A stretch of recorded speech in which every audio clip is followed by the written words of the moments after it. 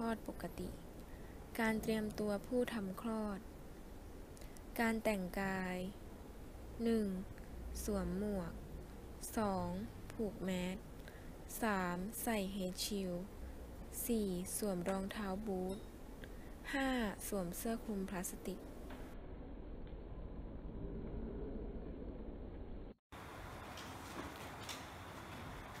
เรียกมารดาเข้าห้องคลอด จัดท่านอนมารดา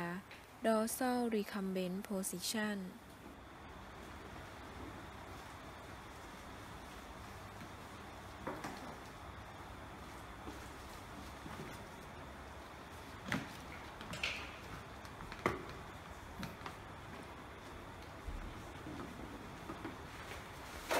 พับผ้ายางให้เป็นรูปสี่เหลี่ยม สอดเข้าไปใต้สะโพกของผู้คลอด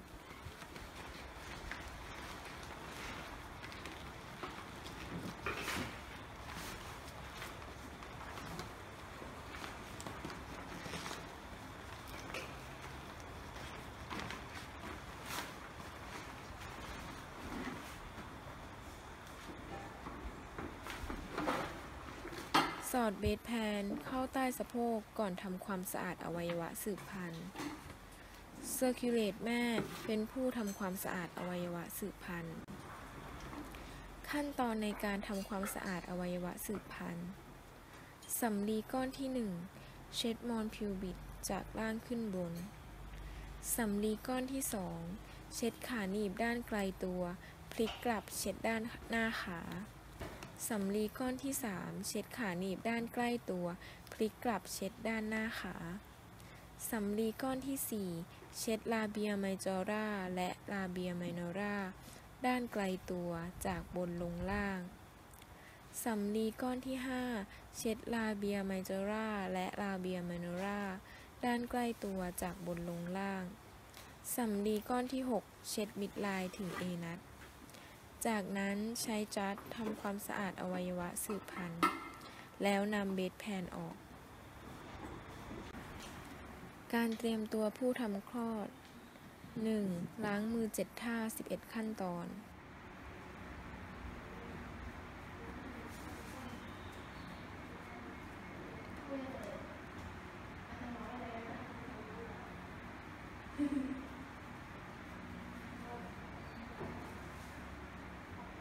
2. เปิดเซตทำคลอดให้ใช้ผ้าคลุมเซตที่คลุมเซตไว้นำผ้าคลุมเซตไปวางไว้บนคีปวอร์มเด็ก 3. ล้างมือ normal hand washing 7ท่า11ขั้นตอน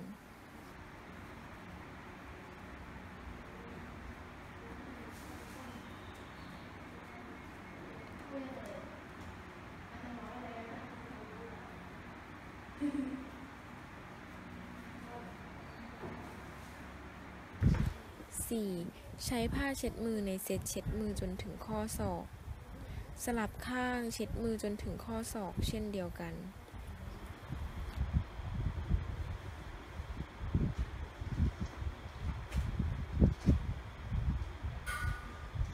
5. สวมเสื้อกาวโดยยึดหลักสเตอไรล์เทคนิคโดยมีเซอร์คูลเลตช่วยผูกเชือกด้านหลัง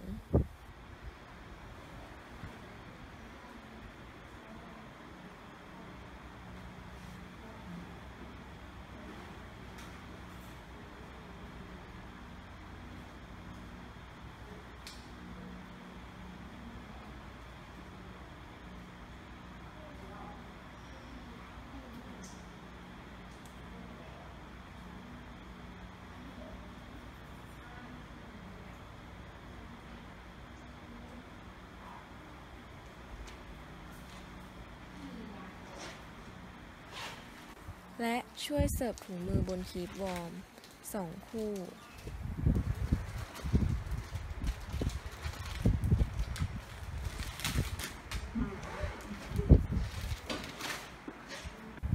6. สวมถุงมือสเตอไรล์ทั้ง2 คู่โดยเทคนิคปราศจากเชื้อ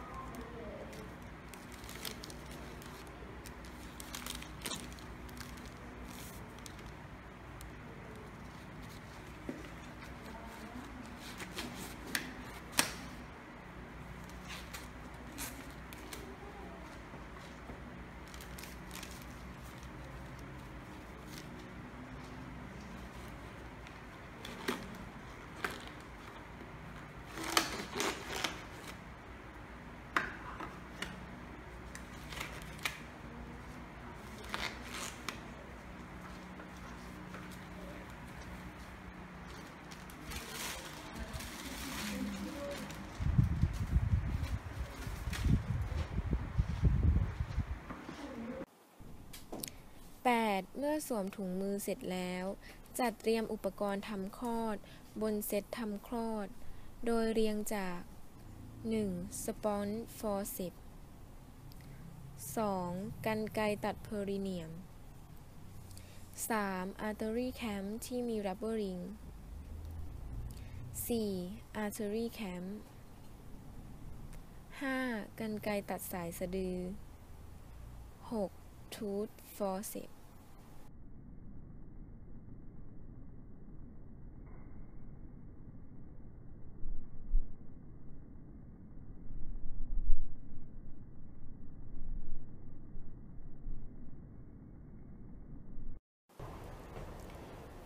9. ผู้ทำคลอดทำการฟลัชชิ่ง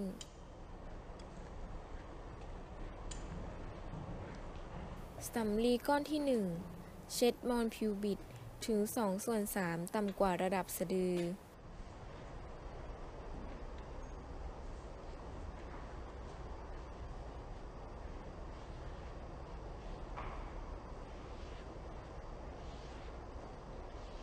สำลีก้อนที่ 2 เช็ดขาหนีบด้านใกล้ตัว พลิกเช็ดหน้าขา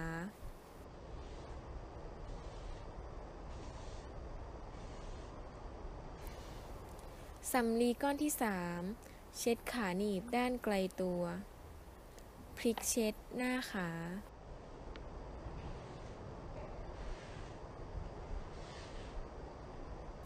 สำลีก้อนที่ 4 เช็ดเลเบียเมจอราและเลเบียเมโนราด้านใกล้ตัว สำลีก้อนที่ 5 เช็ดเลเบียเมจอราและเลเบียเมโนราด้านไกลตัว สำลีก้อนที่ 6 เช็ดบริเวณมิดไลน์ถึงเอนัส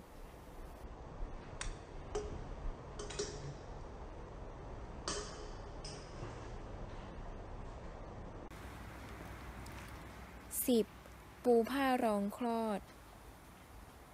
1. สวมถุงขาด้านใกล้ตัว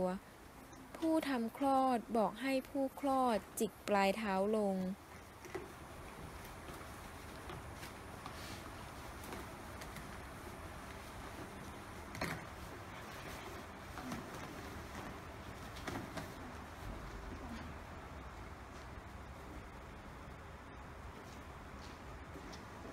2. ปูผ้ารองก้น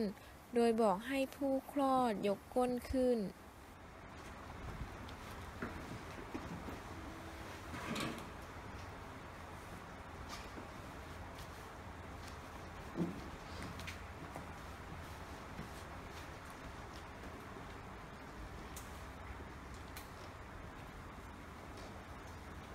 3. สวมถุงขาด้านไกลตัว โดยมีเซอร์คูลเลตเป็นผู้ช่วย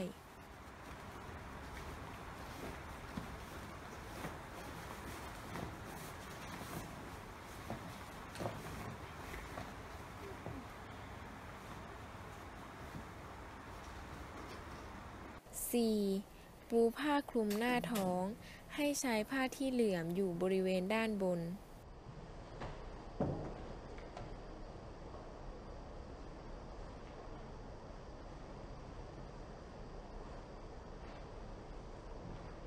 11. Circulate แม่อธิบายให้ผู้คลอดทราบว่า ไม่ให้เอามือมาจับบริเวณผ้าที่ปู เนื่องจากเป็นบริเวณที่สะอาดแล้ว 12. เตรียมอุปกรณ์ช่วยคลอดทารก คือ 1. กรรไกรตัดเพอริเนียม 2. ท็อปก๊อต 3. ลูกสูบยางแดง 4. สำลีเช็ดตา การค่ะก้มเบ่ง Circulate แม่เชียร์การเบ่งคลอด สู่ค่ะการก้มเบ่งสู่อีกครั้งค่ะการก้มเบ่งค่ะพอได้แล้วค่ะหัวเด็กออกมาแล้วค่ะ 13. ทำการตัดเพอริเนียม เมื่อเห็นเฮดคราวด์หรือเห็นศีรษะของทารก หรือฝีเย็บมีลักษณะตึงบางใส 14. ตัดเพอริเนียมขณะที่ผู้คลอดเบ่งเต็มที่ ใช้ Top God Stop Bleed 15. มือซ้ายควรฟิกศีรษะทารกเพื่อป้องกันการฉีกขาดเพิ่มในขณะที่ศีรษะออกมา 16. เมื่อศีรษะทารกคลอดออกมา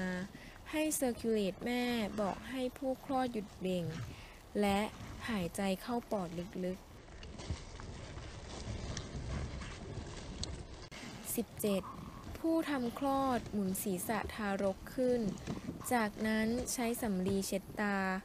และใช้ลูกสูบยางแดงซักชั่นจากบริเวณปากไปจมูกตามลำดับ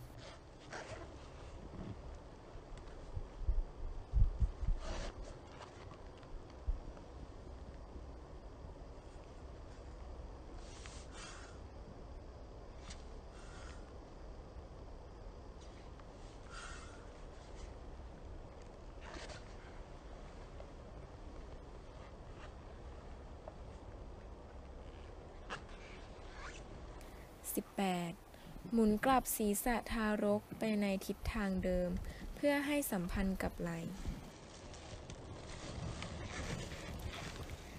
19. ใช้มือทั้งสองข้างจับบริเวณขมับของทารกโดยมือข้างที่ถนัดอยู่ด้านล่างและมืออีกข้างหนึ่งอยู่ด้านบนทำการคลอดไหล่บนโดยการโน้มศีรษะทารกลงประมาณ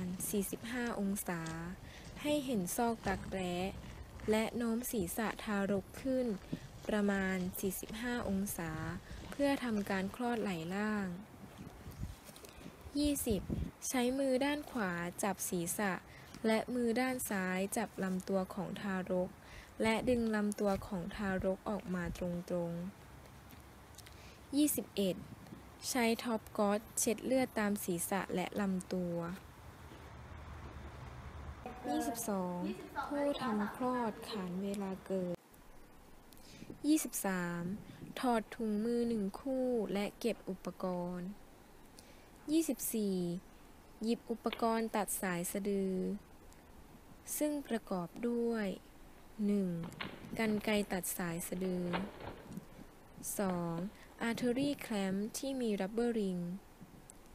3. อาร์เทอรี่แคลมป์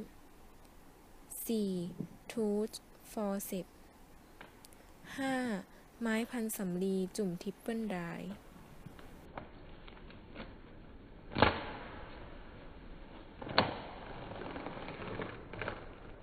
ไม้พันสำลีก้านที่ 1 เช็ดจากโคนสะดือถึงปลายสะดือประมาณ 10 เซนติเมตรใช้อาร์เตอรี่แคลมป์ที่มีรับเบอร์ริงแคลมป์ห่างจากโคนสะดือประมาณ 2-3 เซนติเมตรนำมือไล่เลือดขึ้นไปประมาณ 5 เซนติเมตรและใช้อาร์เตอรี่แคลมป์สายสะดือไม้พันสำลีก้านที่ 2 เช็ดระหว่างอาร์เทอรี่ที่มีรับเบอร์ริงกับอาร์เทอรี่แคลมป์และใช้กรรไกรตัดสายสะดือ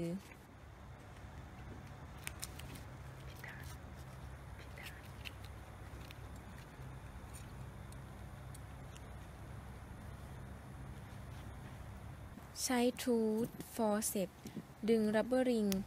รัดสายสะดือทั้ง 3 เส้นให้อยู่ในตำแหน่งเดียวกันไม้พันสำลีก้านที่ 3 เช็ดจากปลายตัดลงมาถึงบริเวณโคนและเช็ดรอบสะดือประมาณ 2 นิ้ว 26. ทำการตรวจร่างกายทารกโดยเริ่มจากศีรษะลำตัวแขนขาและหลัง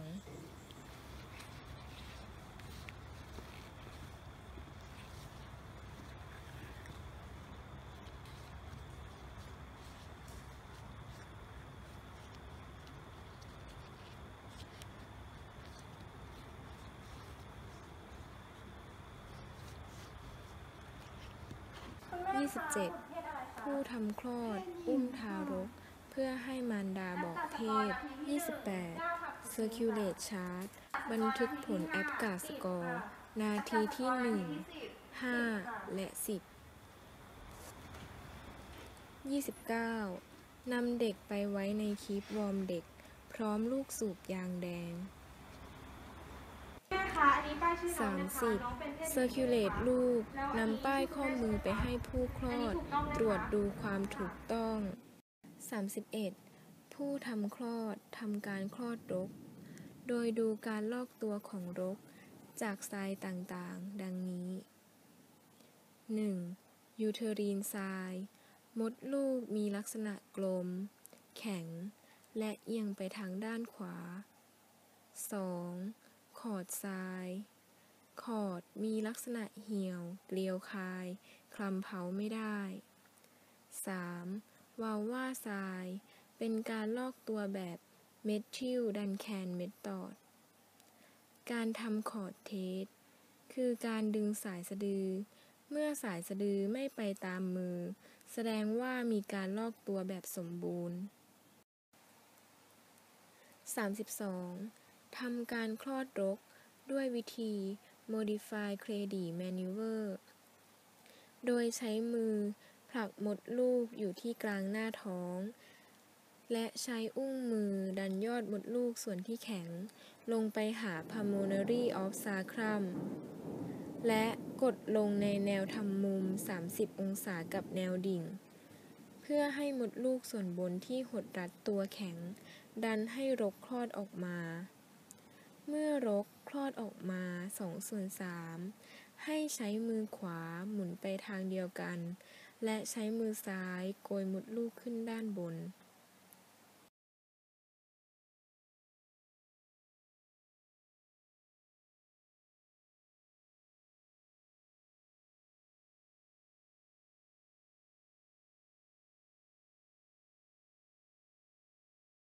ผู้ทำคลอดบอกรกคลอด Circulate Chart จดบันทึกผล 34. Circulate แม่วัดความดันโลหิตหลังรกคลอด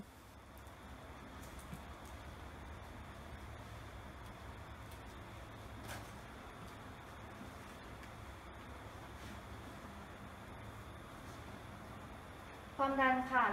130/86ค่ะ 35. Circulate Chart ให้ยาซินโทซิน เพื่อให้มดลูกหดรัดตัว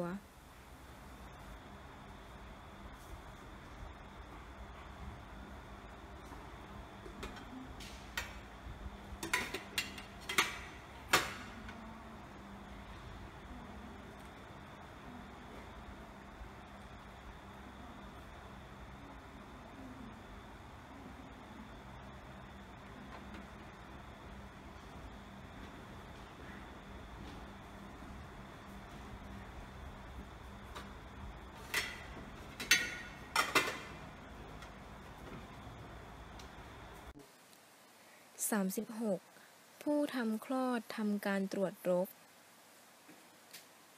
วิธีการตรวจรก 1. รกด้านลูก ดูสีของรก สีเทาอ่อนและเป็นมัน มีเส้นเลือดที่แผ่กระจายมีรัศมีโดยรอบ โดยปกติจะสิ้นสุดก่อนถึงขอบรก ประมาณ 1-2 เซนติเมตร 2. รกด้านแม่ ตรวจดูเยื่อหุ้มรก และความยาวของเยื่อหุ้มรก 3. ตำแหน่งของสายสะดือ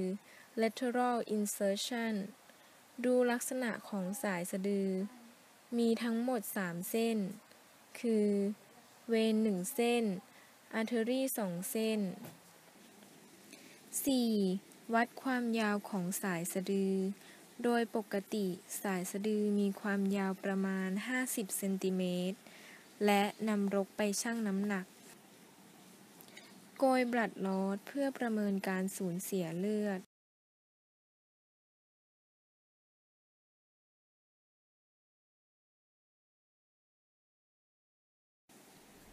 Circulate ลูกประเมินร่างกายทารก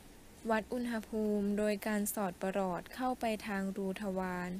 ประมาณ 3 นาที 1. การตรวจศีรษะทารก ศีรษะทารกจะถูกบีบจากหนทางคลอดทำให้พบกระโหลกศีรษะเกยกัน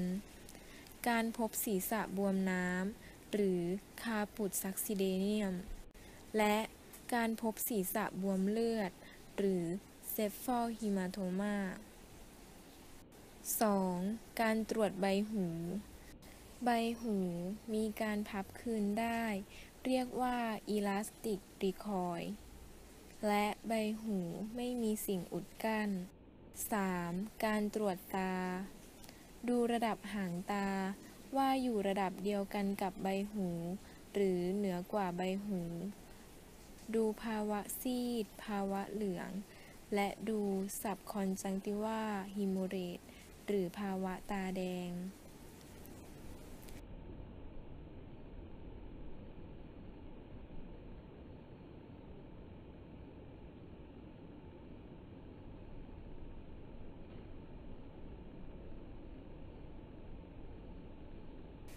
4. การตรวจจมูก ดูผนังกั้น ดูลักษณะการหายใจว่าไม่มีภาวะปีกจมูกบาน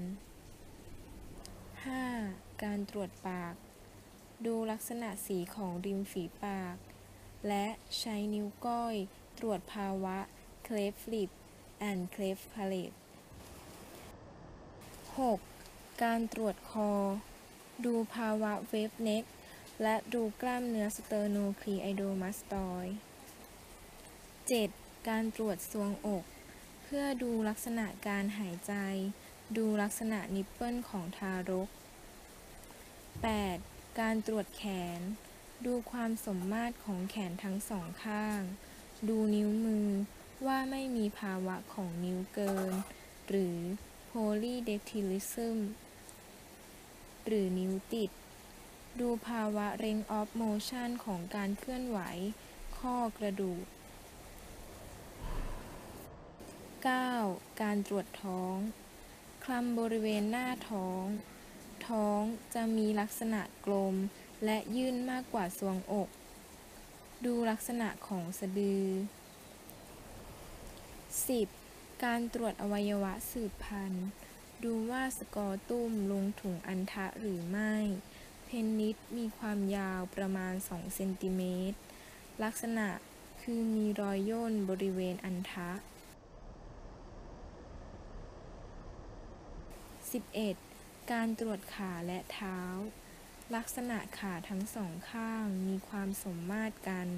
ไม่มีภาวะข้อสะโพกหลุด ลักษณะนิ้วเท้าไม่มีภาวะนิ้วเกินหรือนิ้วตัด และไม่มีภาวะคลับฟุต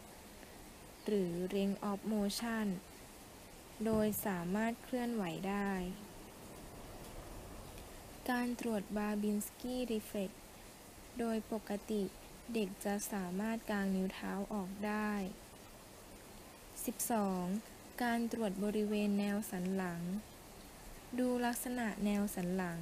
ไม่มีภาวะเป็นก้อนหรือปูดออกมา แนวสันหลังตรงดี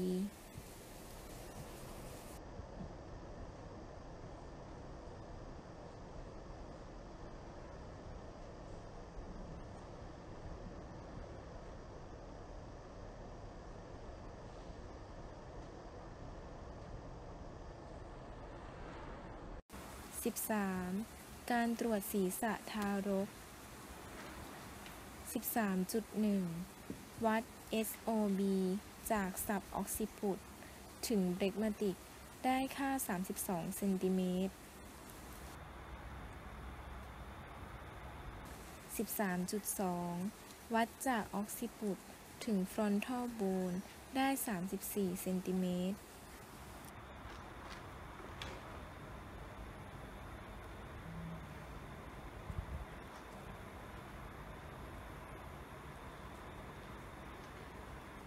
13.3 OM วัดจากออกซิปุตถึงเมนตัมได้ค่า 36 เซนติเมตร 13.4 หัวไหล่ วัดจากอะโครเมียนโพรเซสข้างขวาถึงอะโครเมียนโพรเซสข้างซ้าย 13.5 วัดรอบอกโดยผ่านนิปเปิล 13.6 วัดทั้งตัว โดยวัดจากเวอร์เท็กซ์ถึงส้นเท้าได้ค่า 50 เซนติเมตร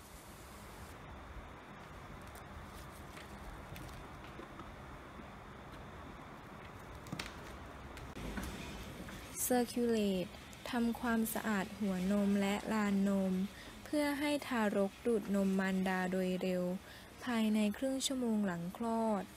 การให้ทารกได้สัมผัสและดูดนมมารดา เพื่อกระตุ้นให้หลั่งฮอร์โมนโปรแลคติน ซึ่งกระตุ้นการหลั่งน้ำนม และออกซิโทซิน ซึ่งกระตุ้นให้กล้ามเนื้อมดลูกหดรัดตัว ป้องกันการตกเลือดหลังคลอด และยังเป็นการส่งเสริมสัมพันธภาพระหว่างแม่กับลูก คุณแม่คะน้องมาแล้วนะคะ เดี๋ยวคุณแม่ให้น้องทานนมเลยนะคะ ค่ะ ขอบคุณนะคะ